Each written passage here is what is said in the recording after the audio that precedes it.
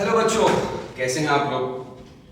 तो जैसा कि आपको पता है कि नीट एग्ज़ाम कंप्लीट हो चुका है, नीट यूजी 2025, और आंसर की तो हमने आपको पहले ही फटाफट बना के दी थी एज ऑलवेज। तो आज थोड़ा सा हम बॉटनी के क्वेश्चंस के ऊपर हल्का फुल्का डिस्कशन करेंगे, ताकि आपको भी पता लग जाए कि हमने गलत अगर किया है कोई सवाल तो कहाँ पर किया है। अगर गलत नहीं किया है तो वेरी गुड, ठीक है जी। चलिए शुरू करते हैं। पता नहीं मेरे पास कौन सा कोड है, मैंने एक रैंडमली कोड उठाया है, उससे पर्टिकुलर बॉटनी के क्वेश्चन सेलेक्ट करे हैं। तो पहला क्वेश्चन की बात करें, यहाँ पर मेरे कोड पे क्वेश्चन नंबर 91 है। आप देख लीजिएगा ये कौन आपके कोड पे कौन सा क्वेश्चन है। सवाल सिंपल है, the complex second of mitochondrial electron transport chain is known as. हमको पता है इलेक्ट्रॉन ट्रांसपोर्ट जो माइटोकॉन्ड्रिया में होता है, इलेक्ट्रॉन ट्रांसपोर्ट चेन, उसमें 4 कॉम्प्लेक्सेस होते हैं। 4 में से इसमें कुछ है complex number 2। Complex 1 is NADH dehydrogenase, complex 2 is as it is obvious answer है, इसमें कोई प्रॉब्लम ही नहीं है, इट इज सक्सिनेट डिहाइड्रोजनेस। इसमें कोई भी प्रॉब्लम नहीं है, ऑब्वियस आंसर है। Complex 1 NADs dehydrogenase, complex 2 succinate dehydrogenase, फिर कॉम्प्लेक्स 3 4 ऐसे करके सब हैं।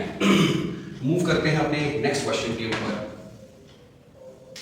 ये क्वेश्चन थोड़ा सा सब लोगों को चौंका दिया, क्योंकि ये क्वेश्चन हमारे एनसीईआरटी के उस पार्ट से आया है जिसको बच्चे एज टीचर्स इग्नोर ही करते थे। आज तक मुझे नहीं लगता उस पेज से कभी क्वेश्चन आया हो। तो कहाँ पर है ये क्वेश्चन, आप नोटिस कीजिएगा, देख लीजिएगा अपने बुक पे, जो सेल स्ट्रक्चर एंड फंक्शन वाला यूनिट है, उस पे एक पेज पे आपका एक साइंटिस्ट का फोटो बनाया है, एन रामचंद्रन। उस पेज के पहले वाला पेज जो इंट्रोडक्शन वाला पेज है, उससे ये क्वेश्चन था। किसी की नजर ही नहीं पड़ी इसके ऊपर। पहले तो बहुत सारे टीचर्स ने, इन बच्चों ने भी बोला कि आउट ऑफ सिलेबस है। बाद में जब पता चला को ये एनसीईआरटी के अंदर ही था, इससे एक चीज तो पता चल गई, भाई हमको एनसीईआरटी का एक भी पॉइंट स्किप नहीं करना है। We have to thoroughly study each and every point and every line of NCERT, right. सवाल क्या था कि रिडक्शनिस्ट बायोलॉजी क्या होती है, which of the following statements refers to the reductionist biology। आप उस पेज को पढ़िएगा, उसमें आंसर लिखा भी है, same as it is, line उठाई है।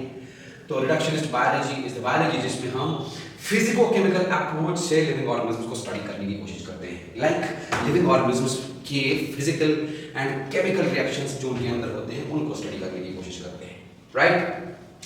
मूव करते हैं अपने नेक्स्ट क्वेश्चन के ऊपर। ये क्वेश्चन, हाँ जी, स्टेटमेंट बेस्ड क्वेश्चन है, थोड़ा सा इसके ऊपर हम बात करेंगे। क्वेश्चन सिंपल नहीं, आसान है, सिंपल है ये क्वेश्चन, हाँ थोड़ा सा स्टेटमेंट बेस्ड। पहला स्टेटमेंट देखिए क्वेश्चन का क्या है। Statement 1, in the RNA world RNA is considered the first genetic material evolved to carry out essential life processes. RNA acts as a genetic material and also as a catalyst for some important biochemical reactions in living systems. Being reactive, RNA is unstable। थोड़ा सा इसको zoom कर लेते हैं, एक minute में जो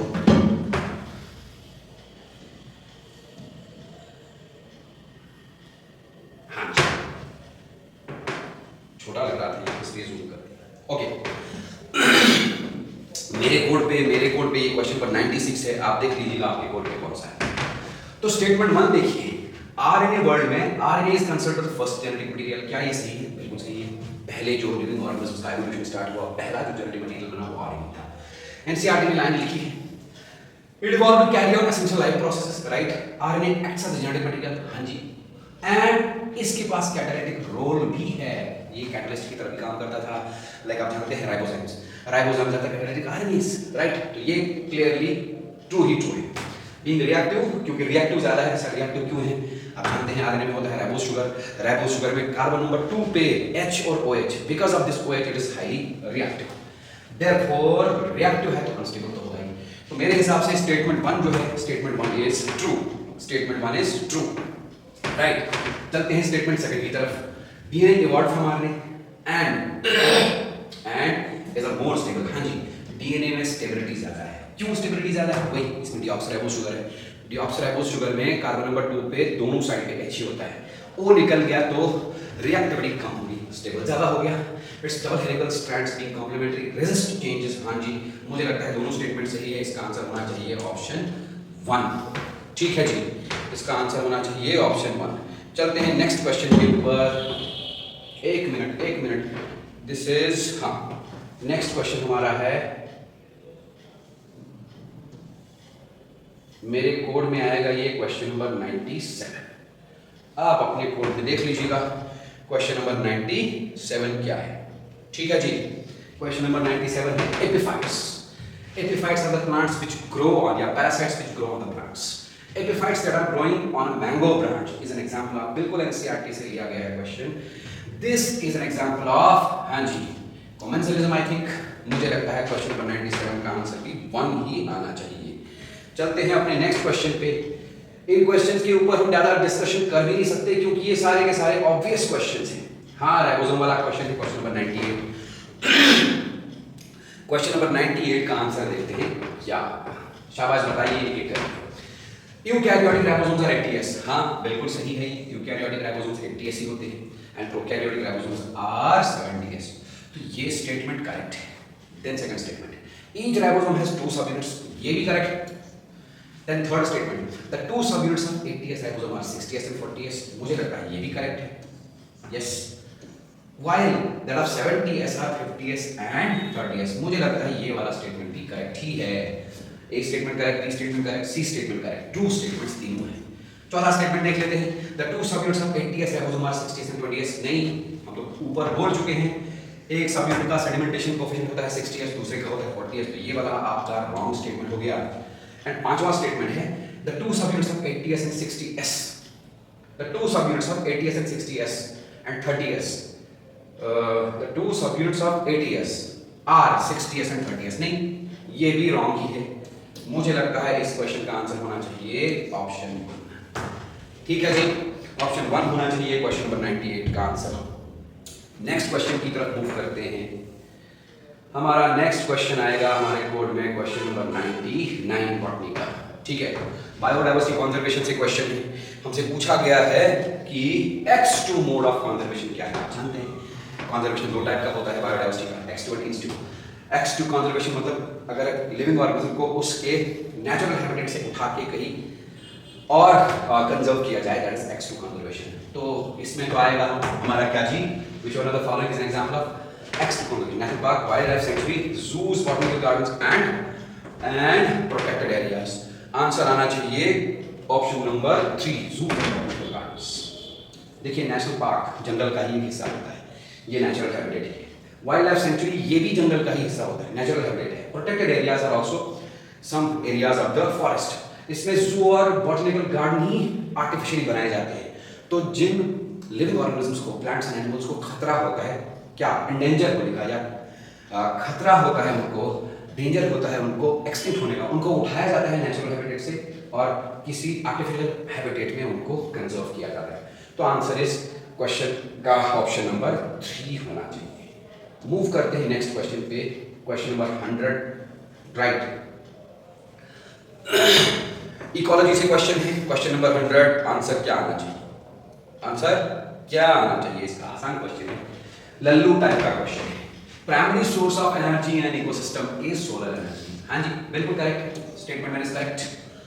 statement दूसरा क्या है? The rate of production of organic matter during photosynthesis is in an ecosystem is called net primary. नहीं, यहाँ पर net primary productivity दिया है, but होना चाहिए था gross primary productivity. Right? तो मतलब statement 1 is correct and statement 2 is incorrect. इस हिसाब से इस क्वेश्चन का आंसर होना चाहिए, सवाल नंबर 100 है, इसका आंसर होना चाहिए ऑप्शन नंबर 3. चलते हैं अपने नेक्स्ट क्वेश्चन की तरफ. क्वेश्चन नंबर 102 बॉटनी का मेरे कोड में. क्वेश्चन नंबर 102 मतलब 101 स्किप किया, that is the question of zoology. वो हमारे जूलॉजी एक्सपर्ट आपके साथ डिस्कस कर ही लेंगे. हम यहाँ पर बॉटनी के ही क्वेश्चन डिस्कस करेंगे. सवाल नंबर 102 देखिए, क्या ये सही है सवाल? हाँ जी, सवाल नंबर 102. क्या सवाल है? असर्शन रीजन टाइप क्वेश्चन है. Both wind and water pollinated plants, wind and water pollinated flowers are not very colorful and do not produce nectar. देखो, विंड से पॉलिनेशन होती है या वाटर से पॉलिनेशन होती है, मतलब इसको किसी बायोटिक पॉलिनेटर को अट्रैक्ट नहीं करना है. इसको बायोटिक पॉलिनेटर को अट्रैक्ट नहीं करना है तो इसका फ्लावर डेफिनेटली कलरफुल तो होगा नहीं. और अगर बायोटिक पॉलिनेटर अट्रैक्ट होता भी है तो उसको कुछ फ्लोरल रिवॉर्ड देने होते हैं. एनसीईआरटी से लिया गया है, बेहतरीन सवाल है. राइट, लेकिन विंड से पॉलिनेशन हो रही है और वाटर से पॉलिनेशन हो रही है. सो बायोटिक पॉलिनेटर को अट्रैक्ट नहीं करना। देयरफॉर इस प्लांट के फ्लावर के अंदर ना तो कलर जरूरी है ना तो nectar. Nectar is a floral reward. तो असर्शन इज करेक्ट। रीजन की बात करते हैं। The flowers produce enormous amount of pollen grains. Flowers produce enormous amount of pollen. कौन से फ्लावर्स? इन्हीं फ्लावर्स की बात हो रही है।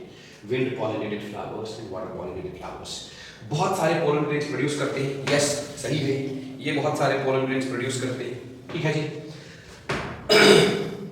दे produce large number of pollen grains. हाँ, आपको बताना है असर्शन तो करेक्ट है, क्या रीजन करेक्ट है? रीजन भी करेक्ट है, बट मुझे नहीं लगता असर्शन और रीजन के बीच में कोरिलेशन है। यस, आंसर ट्रू होना चाहिए जी। assertion and reason are true and our reason is not the correct explanation of assertion. इस क्वेश्चन का आंसर होना चाहिए question number 102 option 2, right. Move करते हैं नेक्स्ट क्वेश्चन के ऊपर। नेक्स्ट क्वेश्चन बॉटनी का हमारे कोड में आता है question number 3, microbes in human welfare का क्वेश्चन। अच्छा देखो, माइक्रोब्स इन ह्यूमन वेलफेयर से ना एक या दो क्वेश्चन आ सकते थे प्रीवियस पेपर्स में, एक या दो क्वेश्चन आए, लेकिन इस बार इस चैप्टर में से अच्छे खासे क्वेश्चन पूछे। सवाल आसान सवाल है, आप देख लीजिए क्या सवाल है। Which of the following is an example of non-distilled alcoholic beverage produced by yeast? देखो जी, alcoholic beverages दो तरह के होते हैं, distilled and non-distilled। इसमें से wine and beer distilled मानी जाती है, बाकी विस्की, ब्रांडी, रम वगैरह जितने भी they are non-distilled। वाइन हमारे क्वेश्चन में ऑप्शंस में नहीं है, therefore the answer is beer। Move करते हैं अपने अगले सवाल की तरफ। हमारा अगला सवाल है अगेन स्टेटमेंट बेस्ड क्वेश्चन। अगला सवाल है statement based question.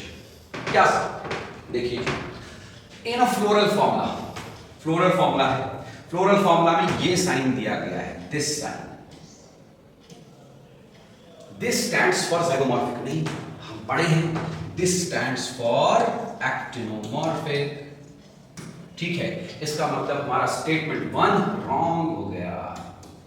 Statement 2, in a floral formula same sign बोला है, this sign stands for actinomorphic, yes it is true, of the flower and G लिखा है, जी के नीचे लाइन दी गई है, तो what does it stand for? नीचे लाइन है तो सुपीरियर हो गई, अगर ऊपर लाइन होती तो इंफीरियर हो गई। ये वाला स्टेटमेंट करेक्ट है।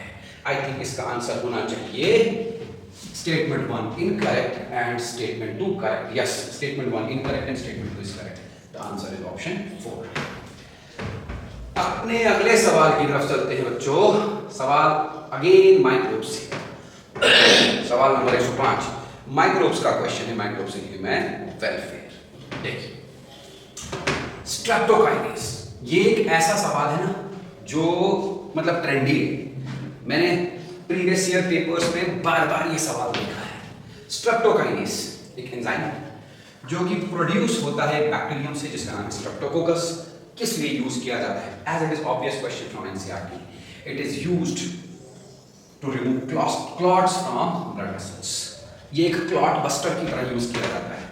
देयरफॉर बोलते हैं कि क्लॉट बस्टर है, इसका मतलब अगर ब्लड वेसल्स के अंदर क्लॉट जमा हो गया तो इसको हम यूज कर सकते हैं टू रिमूव दैट क्लॉट। तो आंसर इज ऑप्शन 4। कोई प्रॉब्लम ही नहीं है इसमें, ये भी बहुत आसान क्वेश्चन था। पता नहीं बच्चे क्यों बोलते हैं कि बायो का पेपर टफ था, बायो का पेपर टफ नहीं था, बहुत आसान क्वेश्चन है सारे। Let's move to the next question, that is question number 106। Human genome project का क्वेश्चन है। Human genome project molecular basis of inheritance में पढ़ते हैं। पूछा गया है कि इनमें से किस क्रोमोसोम में सबसे ज्यादा जीन्स होते हैं? Which chromosome in the genome, human genome has the highest number of genes? ठीक है, आपको पता होना चाहिए लोवेस्ट नंबर ऑफ जीन्स होते हैं क्रोमोसोम नंबर Y में। सर क्रोमोसोम नंबर Y में लोवेस्ट नंबर ऑफ जीन्स है तो कितने? मुझे लगता है 231 जीन्स। वैसे मुझे डेटा याद नहीं रहते, नंबर्स मुझे याद नहीं रहते, फिर भी ये शायद याद करेक्ट है, 231 genes. And highest number of genes are located in chromosome number 1। Chromosome number 1 में कितने जीन्स हैं? क्रोमोसोम नंबर 1 में होते हैं 2961 जीन्स, 2968। सबसे बड़ा क्रोमोसोम यही है। इसीलिए जो ह्यूमन जीनोम प्रोजेक्ट को कंप्लीट करने का टाइम प्रिस्क्राइब किया था, तो क्रोमोसोम नंबर 1 को लास्ट में कंप्लीट कर दिया गया। The time of completion was presumed to be 2003। Chromosome number 1 क्योंकि बहुत बड़ा था, इसमें बहुत सारे जीन्स थे, इसको कंप्लीट करते करते और 2-3 साल लग गए, and that was finally completed in 2006। So the answer is option number 3, right? चलते हैं बच्चों अपने अगले सवाल की तरफ। हमारा अगला सवाल, हाँ, प्लांट ग्रोथ रेगुलेटर का सवाल है, फाइटो हार्मोन्स का सवाल है। ये भी हर साल आते ही रहते हैं। सवाल नंबर 108। सवाल number 108। Which one of the following plant hormones माने phytohormones promote nutrient mobilization which helps the delay of leaf senescence? Plant में न्यूट्रिएंट मोबिलाइजेशन कराते हैं जिसकी वजह से लीफ गिर नहीं पाता, डिले हो जाता है। देखिए, मेरे को लगता है इथिलीन का अगर हम देखें तो ethylene is mainly used for ripening of fruits, abscisic acid is the growth inhibitor, gibberellin वो लेंथ ऑफ द स्टेम वगैरह इंक्रीज कराता है। हाँ, आई थिंक इसका आंसर साइटोकाइनिन होना चाहिए, ऑप्शन नंबर 4। ठीक है, फिर भी एक बार चेक कर लेते हैं जी, एक बार चेक कर लेते हैं। क्वेश्चन नंबर 108 का आंसर यस, ऑप्शन 4 ही है, राइट। चलिए चलते हैं हमारे अगले सवाल की तरफ। ये अगला सवाल क्वेश्चन नंबर 111 है हमारे इस कोड में। क्वेश्चन नंबर 111, बहुत सारे स्टेटमेंट्स दिए हैं, हमने क्या बोलना है, टेरिडोफाइट्स, यस, टेरिडोफाइट्स के लाइफ साइकिल के बारे में कुछ स्टेटमेंट्स दिए हैं, हमने इनको करेक्ट सीक्वेंस में अरेंज करना है। सवाल नंबर 111, ठीक है, करेक्ट सीक्वेंस में अरेंज करना है। देखते हैं, prothallus stage, prothallus stage haploid stage होता है, यस, बट टेरिडोफाइट्स का dominant phase is the sporophyte, तो ये तो पहले नहीं आएगा। Meiosis in spore mother cells, fertilisation, formation of archegonia and antheridia in gametophyte and transfer of. सबसे पहले मैं लिखूंगा yes, B statement, B statement, meiosis in spore mother cell. देखो, स्पोर मदर सेल होती है diploid, spore mother cell diploid है तो ये स्पोरोफाइट, स्पोरोफाइट खुद भी डिप्लॉइड है, तो पहले तो डिप्लॉइड से ही स्टार्ट करेगा ना।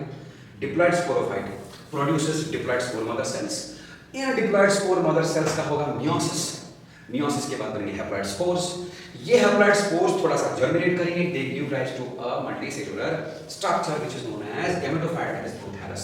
आई थिंक बी के बाद मैं रखूंगा ए को, ठीक है जी। इसके बाद क्या आएगा, प्रोथैलस बन गया, यस। अब इस प्रोथैलस के ऊपर सेक्स ऑर्गन्स बनेंगे, एंथ्रिडिया एंड आर्चिकोनिया, डोनी फॉर्मेशन ऑफ, यस, फिर आएगा डी, फिर आएगा D, formation of archegonia and antheridia and the gametophyte, क्योंकि prothallus is the gametophyte. Then last में क्या आएगा, लास्ट में आएगा सेक्स ऑर्गन्स के अंदर बनेंगे गैमेट्स, लाइए कहाँ है, formation of transfer of antherozoids to the archegonia, yes, PADE, and finally आएगा fertilisation, that is C. Therefore हमारा आंसर कौन सा बनेगा जी, देख लीजिए कौन सा बनेगा हमारा आंसर। हाँ, हमारा आंसर बनेगा PADEC, I think answer is option number 1।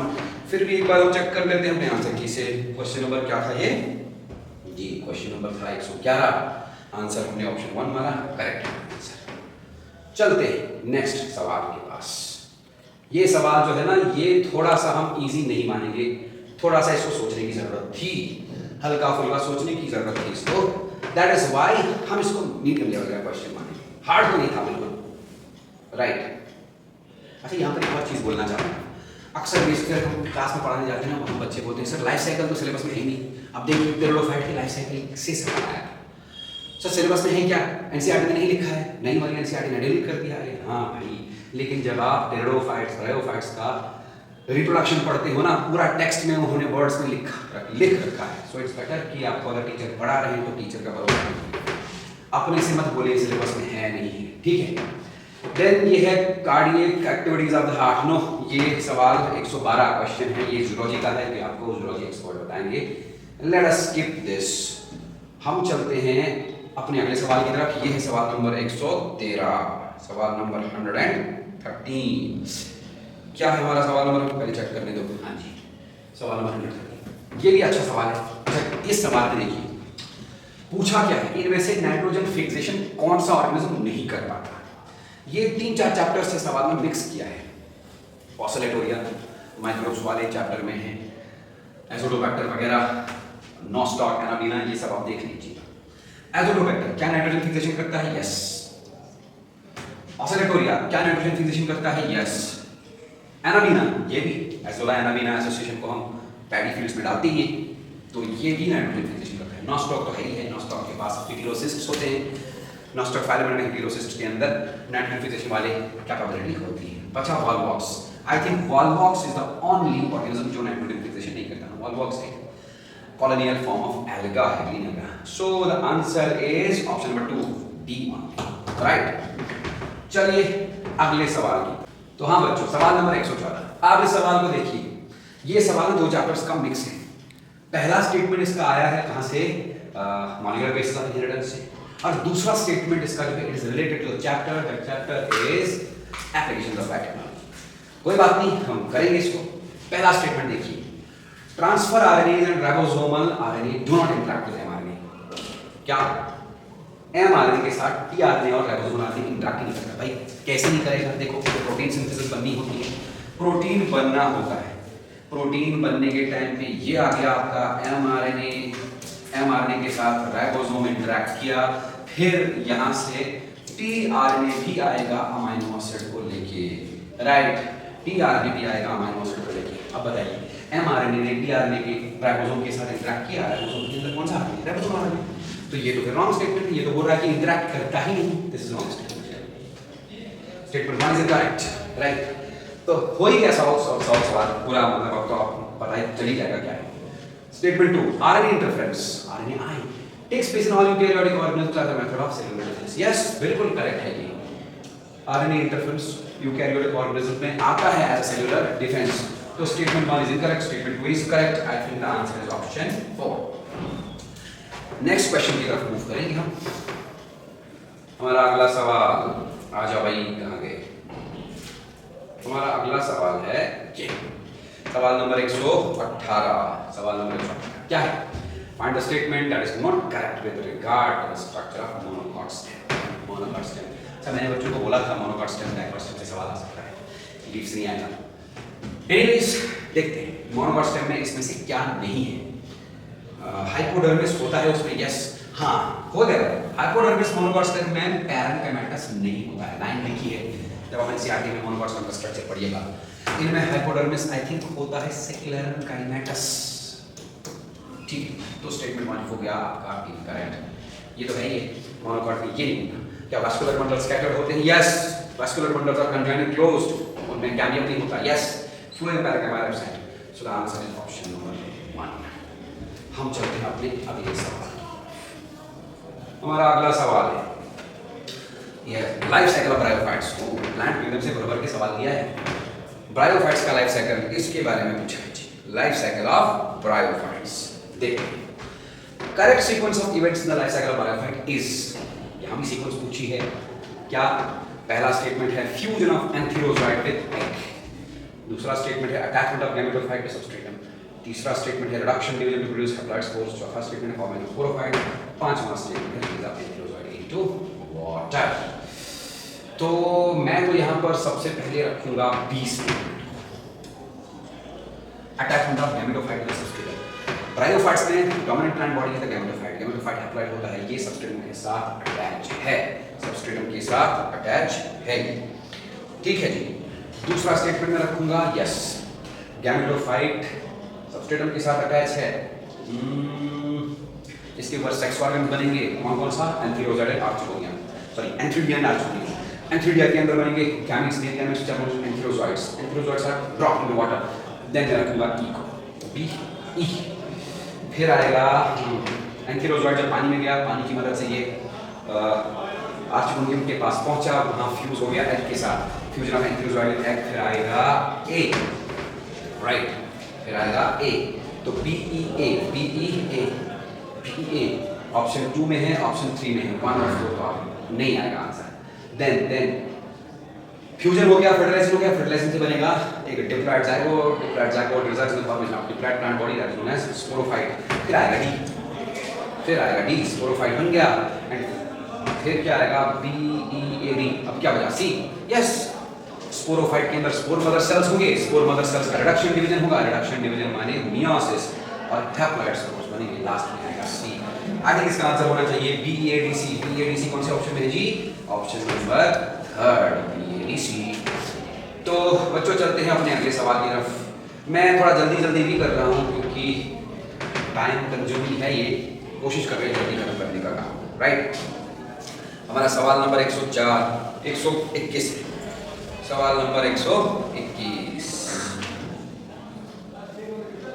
Again हमारा हाँ, cell the unit of life से सवाल है शायद। यस, सवाल नंबर 121, 121।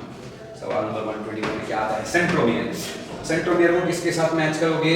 ए सेंट्रोमियर को किसके साथ मैच करोगे? हाँ, cell division A2।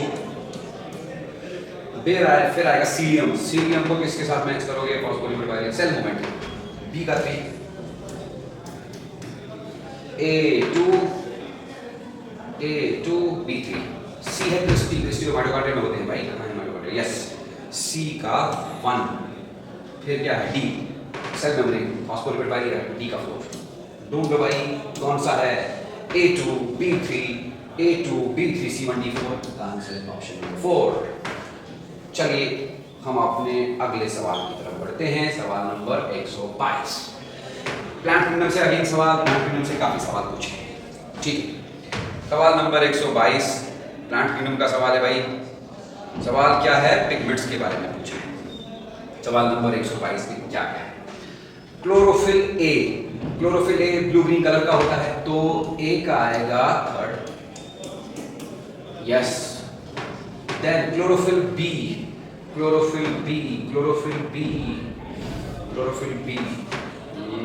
Yellow green होता है, बी का आएगा 1। देन ज़ैंथोफिल तो येलो होते हैं, सी का आएगा 2।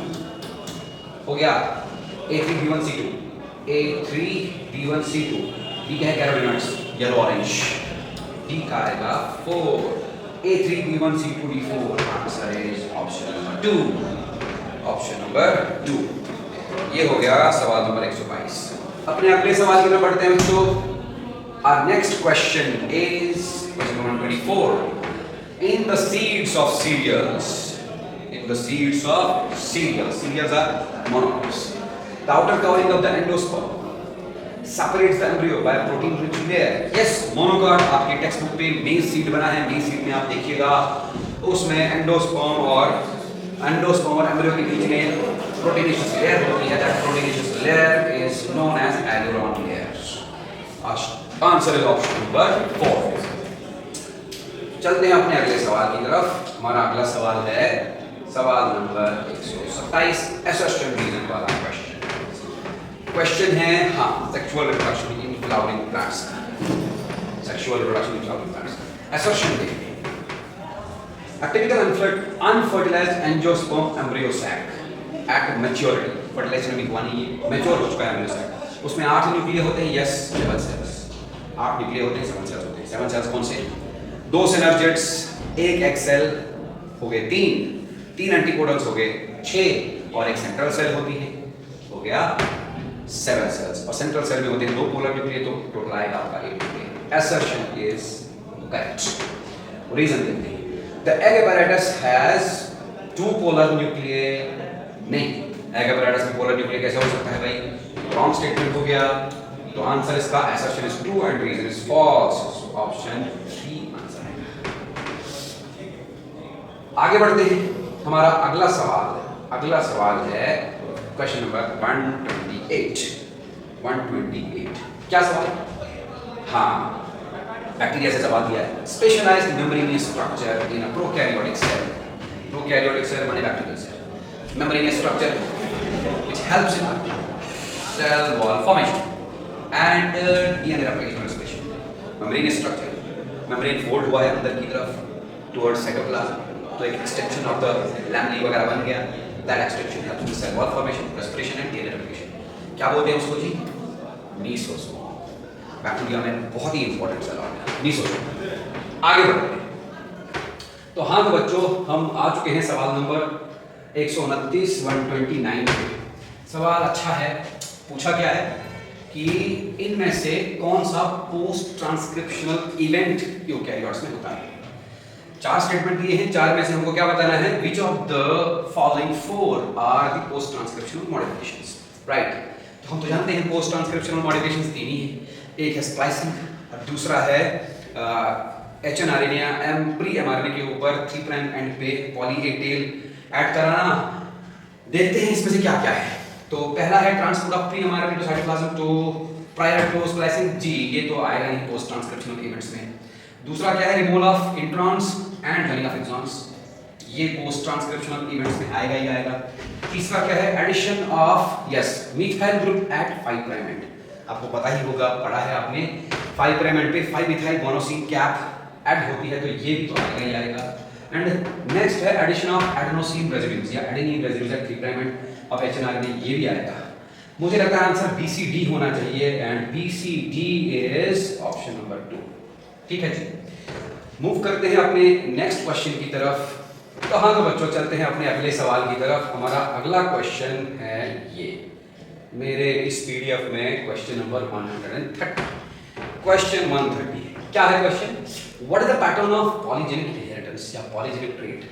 देखो जी, पॉलीजेनिक ट्रेट क्या है, पॉलीजेनिक ट्रेट मतलब बहुत सारे जीन्स या बहुत सारे जीन्स एक पर्टिकुलर ट्रेट को कंट्रोल करते हैं, राइट। क्या पॉलीजेनिक इनहेरिटेंस मेंडेलियन इनहेरिटेंस होती है, नहीं। देखो मेंडेलियन इनहेरिटेंस क्वालिटेटिव इनहेरिटेंस है, लेकिन पॉलीजेनिक इनहेरिटेंस क्वांटिटेटिव होती है, तो ये तो मेरे हिसाब से नहीं आएगा।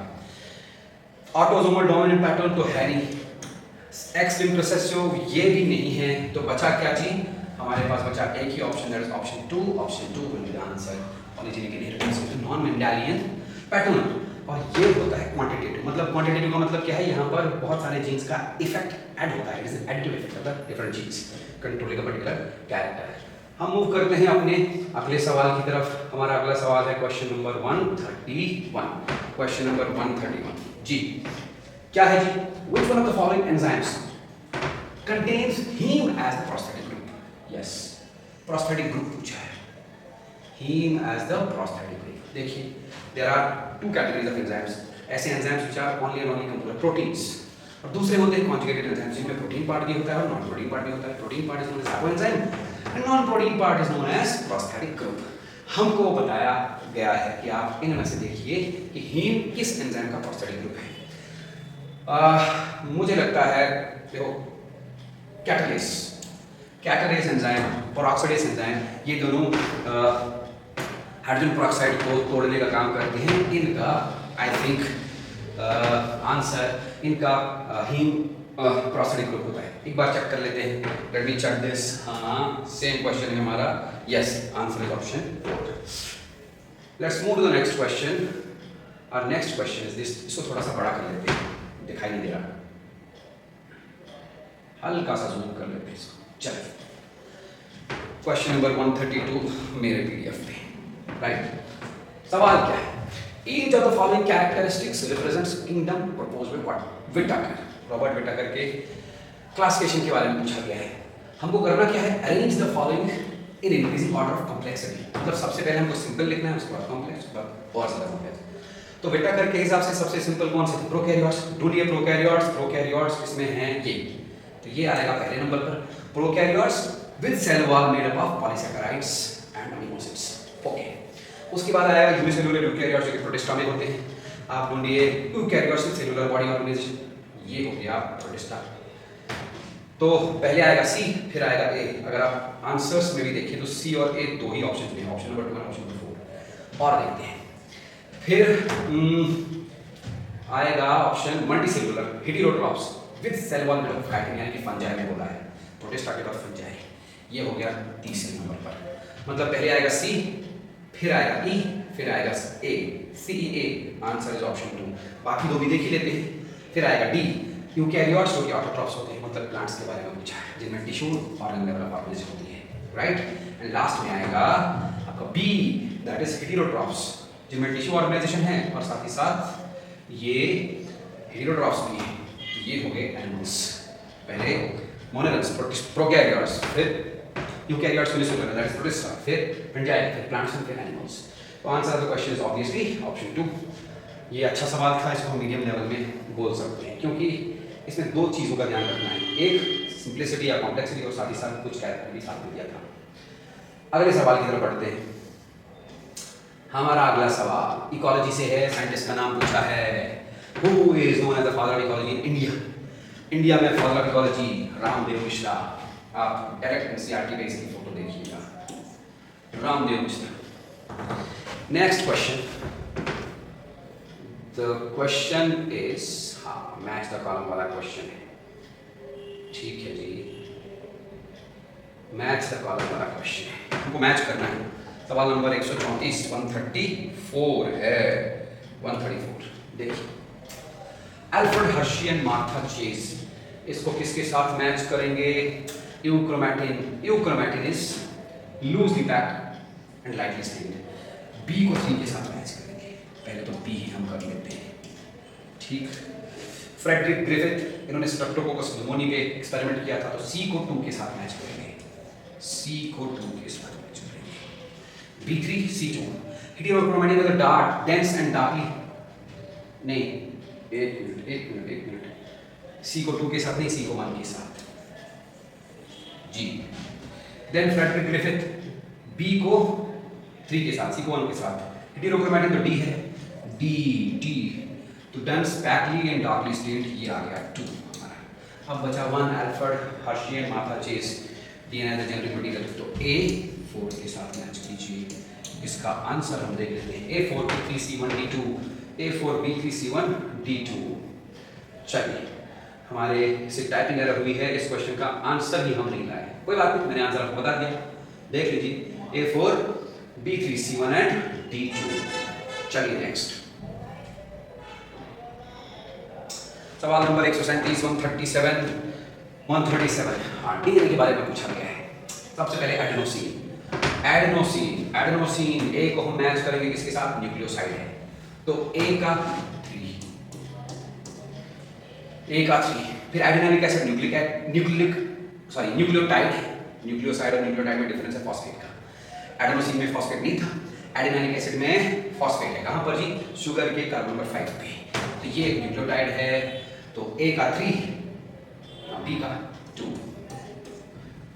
सी एडेनिन तो नाइट्रोजन की बेस है, एंड डी आया alanine is an amino acid, तो answer is A3B2 C1 A3B2 C1 and D4, answer is option 3। चलिए नेक्स्ट क्वेश्चन पे, सवाल नंबर 140 असर्शन रीजन वाला क्वेश्चन है। थोड़ा सा इसको छोटा कर देते हैं ताकि पूरा सवाल हमारे स्क्रीन पे आ जाए। सवाल नंबर 140 असर्शन रीजन क्वेश्चन है, क्या है जी? Assertion, the primary function of the Golgi, मतलब एंडोमेम्ब्रेन सिस्टम का सवाल है। Primary function of the Golgi apparatus, क्या करता है गोल्गी apparatus? ये करता है पैकिंग ऑफ मटेरियल्स, उसके बाद मटेरियल्स को वैक्यूम्स और वेसिकल्स में पैक करके सही जगह पर भेज देता है, वही तो लिखा है, packaging the materials made by endoplasmic reticulum and deliver it to intracellular targets. assertion is correct. Reason, vesicles containing materials made by ER, तो ER के अंदर जो मटेरियल्स बनेंगे वो वेसिकल्स में आ गए, ये वेसिकल्स कहाँ जाएंगे? गोल्गी के पास, गोल्गी के सिस फेस के साथ फ्यूज हो जाएंगे। Vesicles containing materials made by endoplasmic reticulum fuse with the cis face, correct है, cis face of the Golgi apparatus and they are modified and reach through the trans face, ये भी correct है, ठीक है। तो both assertion and reason are correct.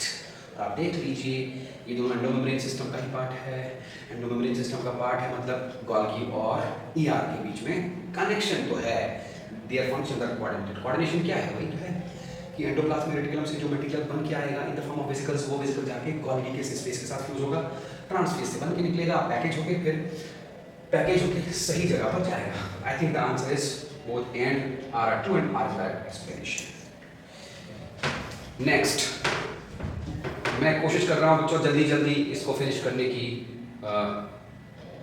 आप भी देख लीजिए, ज़्यादा टाइम नहीं लगेगा। क्वेश्चन 141, अगेन इजी सवाल दिया है, मैच द कॉलम। ये सवाल हमारे सेक्सुअल रिप्रोडक्टिव फ्लावर प्लांट्स से दिया है, तो मैच करेंगे इसको। स्कूटेलम, स्कूटेलम क्या है जी? Scutellum is the cotyledon, the lone cotyledon in the monocot seed. तो स्कूटेलम को हम मैच करेंगे किसके साथ? The cotyledon of monocot seed, तो A का 2। फिर non albuminous seeds, non albuminous seeds मतलब ऐसे सीड्स जिनके अंदर एंडोस्पर्म बचेगा ही नहीं। नॉन एल्ब्यूमिनस सीड इसमें से कौन सा है? BBB3 groundnut. फिर एपिब्लास्ट, मोनोकॉट सीड में एम्ब्रियोनल एक्सिस के साइड पे थोड़ा सा रूडिमेंट्री कॉटलीडन होता है, रूडिमेंट्री कॉर्टिकल को हम क्लोरोप्लास्ट बोलते हैं। तो आइए सी का होगा 4, राइट।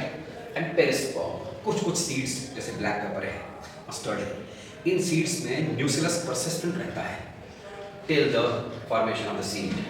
ऐसे सीड्स को हम बोलते हैं पेरिस्पर्मिक सीड्स, और परसिस्टेंट न्यूक्लियस को बोलते हैं पेरिस्पर्म। तो टी का डेफिनेटली आएगा 1। तो answer will be A2, yes, B3, yes, C4, yes, D1, option 1 will be the answer. अगले सवाल की तरफ चलते हैं बच्चों। ये रहा सवाल, बहुत इजी सवाल, डायरेक्ट सवाल, बिल्कुल लल्लू सा सवाल है। Question number 145। सवाल क्या है? दो जीन हैं, capital R and capital Y। ये दोनों जीन्स फॉलो करते हैं इंडिपेंडेंट असॉर्टमेंट। अगर ये genotype capital R, capital Y genotype produce कर रहा है round yellow cells and small r produce कर रहा है रिंकल्ड ग्रीन सेल्स, तो आप बताइए F2 जनरेशन में फिनोटाइपिक रेशियो क्या होगा? ये एक्सप्लेन करने की जरूरत ही नहीं है। डायहेड्रल क्रॉस की बात हो रही है, डायहेड्रल क्रॉस में F2 जनरेशन में फिनोटाइपिक रेशियो होता है 9:3:3:1, तो answer is option 3। Next question सबसे ज्यादा इजी क्वेश्चन मुझे ये लगा। नेक्स्ट क्वेश्चन, मतलब इजी क्वेश्चन भी बहुत सारे थे, मैथ के कॉलम भी थे, असर्शन रीजन भी थे, लेकिन 1-9 क्वेश्चन भी बहुत सारे थे। पेपर को हम डिफिकल्ट मान नहीं सकते, बैलेंस पेपर था, ठीक है। सवाल है 146वां सवाल। हिस्टोन प्रोटीन्स कहाँ पर? जी, हिस्टोन प्रोटीन्स न्यूक्लियोसोम्स में होते हैं, right. Molecular basis of inheritance का सवाल है। न्यूक्लियोसोम क्या है? Is a combination of histone core plus DNA. Histone core में हिस्टोन प्रोटीन्स होते हैं, कौन से? H2A, H2B, H3, H4, और दो न्यूक्लियोसोम्स के बीच में जो डीएनए होता है उसमें होता है H1। सवाल वो नहीं पूछा है, सवाल इन्होंने पूछा है कि हिस्टोन प्रोटीन्स में कौन से अमीनो एसिड्स होते हैं या बेसिक अमीनो एसिड्स होते हैं। कौन से basic amino acids? Lysine and arginine. Answer will be option 1। अगले सवाल की तरफ मूव करते हैं। ये रहा इकोलॉजी का क्वेश्चन। क्या है? सवाल number 150। Which of the following is a unit of productivity of the ecosystem? Ecosystem की प्रोडक्टिविटी का यूनिट पूछा है क्या? या तो किलोग्राम या ग्राम या कैलोरीज या kilo calories per metre square per year. एक साल में कितना बायोमास प्रोड्यूस होगा एक इकोसिस्टम में? तो इस हिसाब से सवाल का जवाब आएगा ऑप्शन नंबर 4। देख लीजिए, किलो कैलोरीज, ये तो बायोमास हो गया, पर मीटर स्क्वायर, इकोसिस्टम में जितना लैंड है, कितने लैंड पे? Per year. इजी क्वेश्चन, इसको आप टफ मान ही नहीं सकते, आसान में से आसान क्वेश्चन। आगे नेक्स्ट क्वेश्चन, हाँ शायद पढ़ी गई का सवाल दिया है जी। सवाल क्या है जी? Question number 152। सवाल number question number 152। With the help of the given pedigree, find out the probability for the birth of a child having no disease and being a carrier.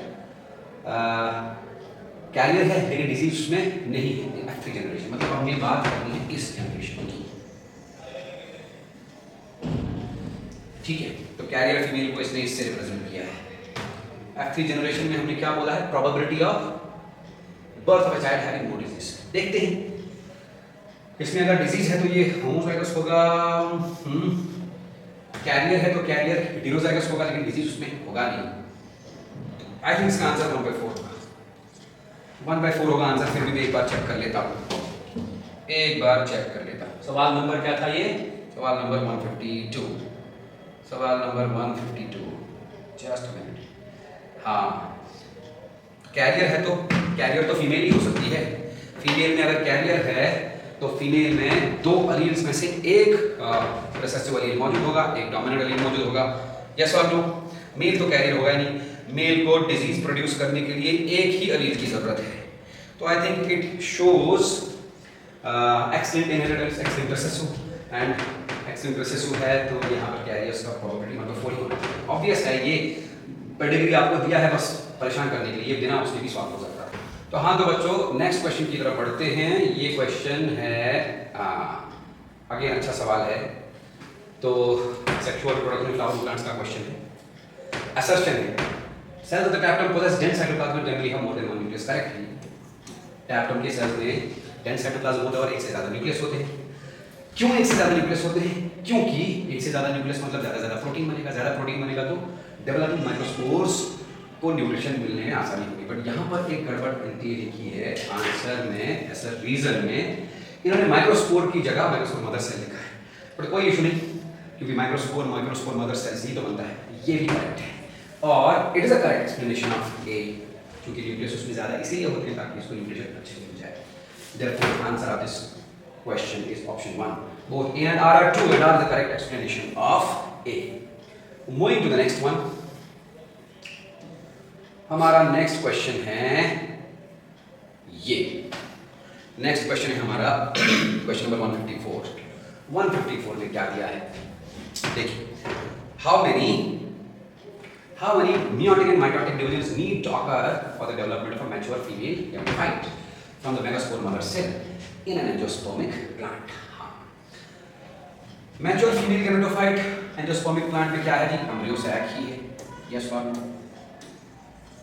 और हमको पता है कि एम्ब्रियो सैक एंजियोस्पर्मिक प्लांट्स में होता है क्या? 7 celled and 8 nucleate. ये बोल रहा है कि कितने मियोटिक डिविजन्स होते हैं। भाई देखो, मेगास्पोर मदर सेल का एक मियोसिस हुआ, बने 4 मेगास्पोर्स, 4 में से 3 डिजेनरेट हुए, बचा एक surviving megaspore is converted into embryo sac. तो मियोसिस तो एक ही होना चाहिए। अब उस सर्वाइविंग मेगास्पोर में एक न्यूक्लियस था, एक न्यूक्लियस का डिवीजन हुआ तो बने 2, 2 का फिर से माइटोटिक डिवीजन हुआ तो बने 4, 4 का तीसरा माइटोटिक डिवीजन बने 8, एक न्यूक्लियस तो 3 माइटोसिस ही बनेगा। The answer will therefore be option number 3। ठीक है जी, तो चलिए चलते हैं बच्चों क्वेश्चन नेक्स्ट पे। हमारा अगला सवाल, अगला सवाल प्लांट मॉर्फोलॉजी से है। प्लांट मॉर्फोलॉजी से सवाल है क्वेश्चन नंबर 55। सवाल क्या है? Which of the following is an example of a zygomorphic flower? ये मेरे लिए थोड़ा सा डिफिकल्ट है क्योंकि मुझे चीज़ें याद रखना मुश्किल होता है, पर आप लोगों ने अच्छे से पढ़ा ही होगा। इसका आंसर पी प्लांट है। Pea plant belongs to the family, yes Fabaceae. Family Fabaceae के फ्लावर्स ज़ाइगोमॉर्फिक होते हैं। और अगर आपको याद हो, पी प्लांट का जो फ्लावर होता है उसमें एस्टिवेशन होती है, वैक्सिलरी कील होता है, वैक्सिलम होता है एंड विंग्स होते हैं। ठीक है, आगे चलते हैं। Next question is 158। सवाल नंबर 158 स्पिंडल फाइबर के बारे में क्वेश्चन पूछा है। माइटोसिस में स्पिंडल फाइबर बनता है, जानते हैं आप। स्पिंडल फाइबर तब बनता है जब न्यूक्लियर मेम्ब्रेन डिसॉल्व होती है, फिर स्पिंडल फाइबर के साथ क्रोमोसोम्स अटैच हो जाते हैं बाय मींस ऑफ देयर काइटोस। क्यों? ताकि इन क्रोमोसोम्स का इक्वल सेपरेशन और equal distribution. Therefore the answer is option number 1। Moving to the next one, सवाल नंबर 159। ये सारे इनके सवाल 1 159 का आंसर देखिए। Which of the following is a characteristic feature of gymnosperms? ओहो, जिम्नोस्पर्म्स के कैरेक्टरिस्टिक फीचर पूछे, इससे ज्यादा लघु सवाल हो नहीं सकता। जिम्नोस्पर्म्स में seeds are enclosed in fruits नहीं, जिम्नोस्पर्म में फ्रूट बनता ही नहीं आएगा। Seeds are naked, yes answer यही होना चाहिए। सीड्स आर एब्सेंट, बिल्कुल गलत, सीड्स में होते हैं बट नेकेड सीड्स, फ्रूट नहीं होते, seeds are naked. Gymnosperms are flowers, तो जब फ्रूट ही नहीं है तो फ्लावर कहां से होगा? So answer is option number 2। Next सवाल, अगेन मैच द फॉलोइंग वाला क्वेश्चन है। मैच द फॉलोइंग वाला क्वेश्चन है, क्वेश्चन नंबर 162।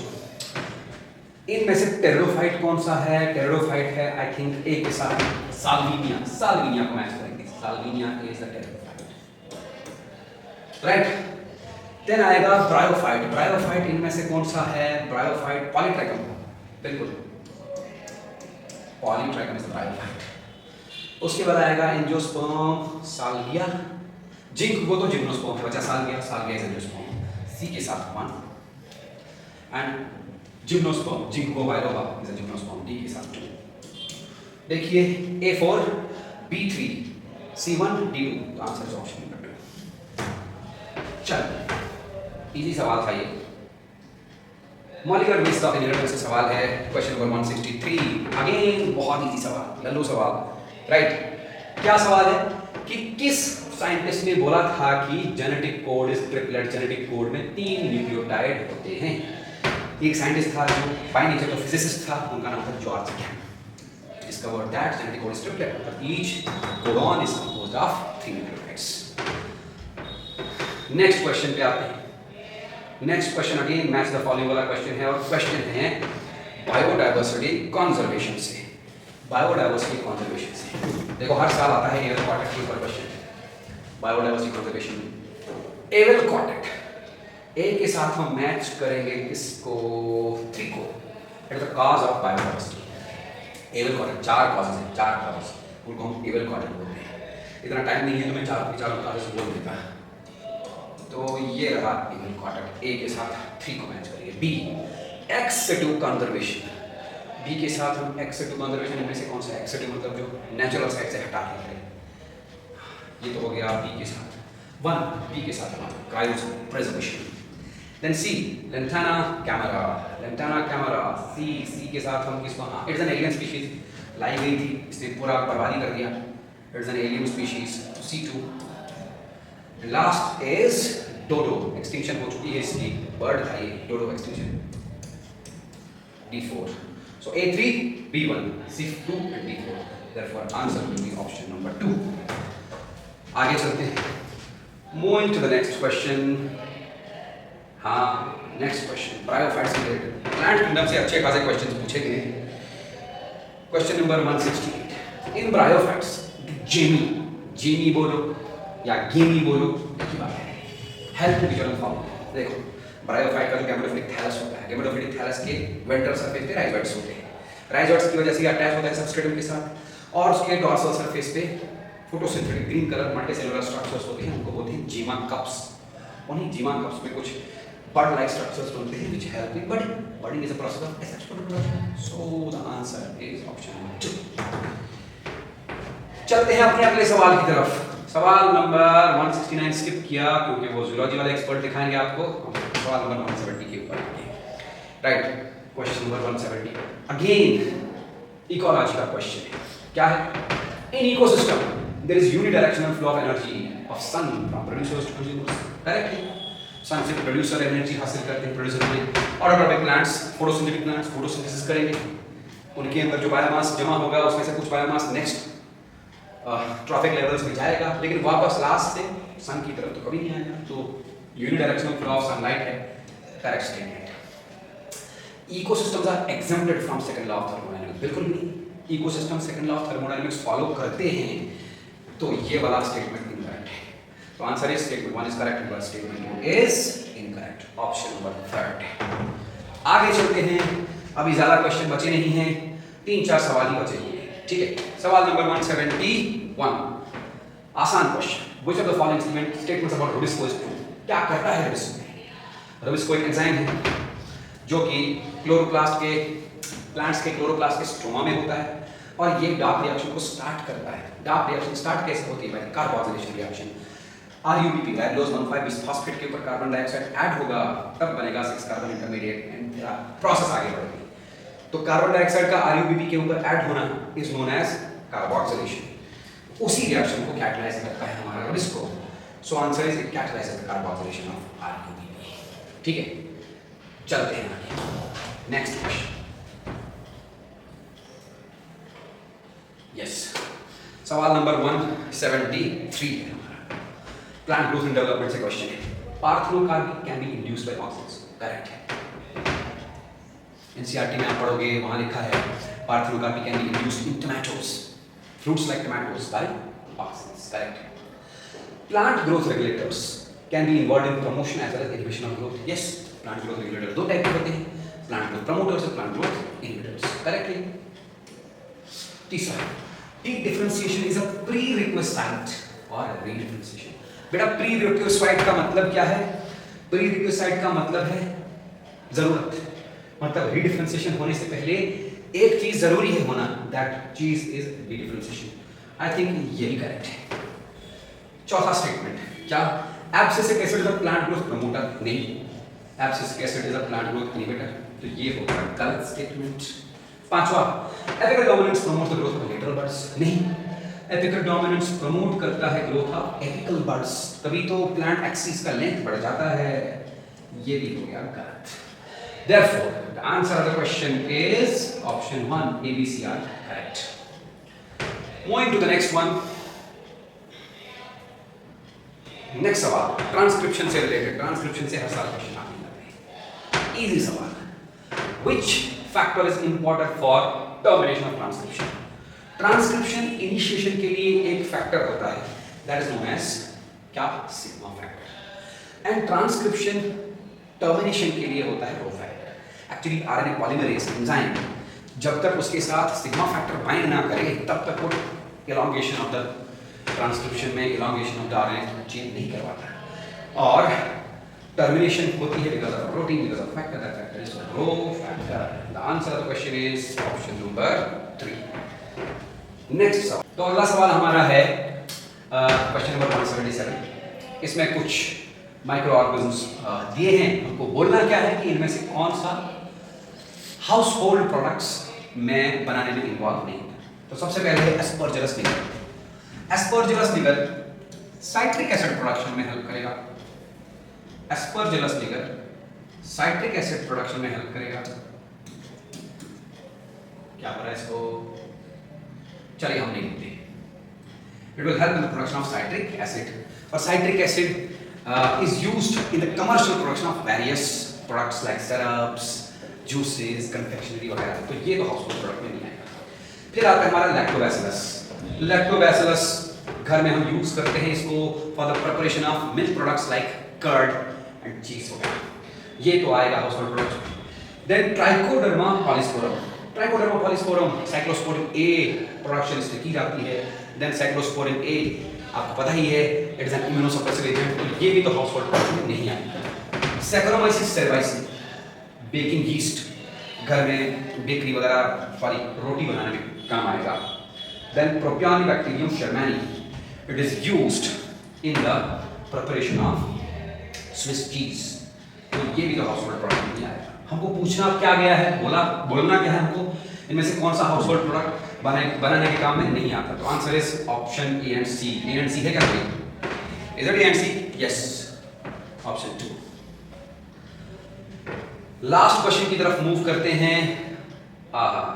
बहुत ही आसान सवाल, बिल्कुल डराने के लिए आपको लिखा गया है ये इक्वेशन, बट आपको जो पढ़ाई कर चुके हैं उनको पता होगा। ये equation as it is NCERT में दी गई है। पूछा क्या गया है कि which one of the following equations represent the Verhulst Pearl logistic growth, geometric growth, logistic growth. कौन सी इक्वेशन रिप्रेजेंट करती है? शाबाश, इसमें कोई ऊपर नीचे करने की जरूरत नहीं है, ऑब्वियस सा आंसर है।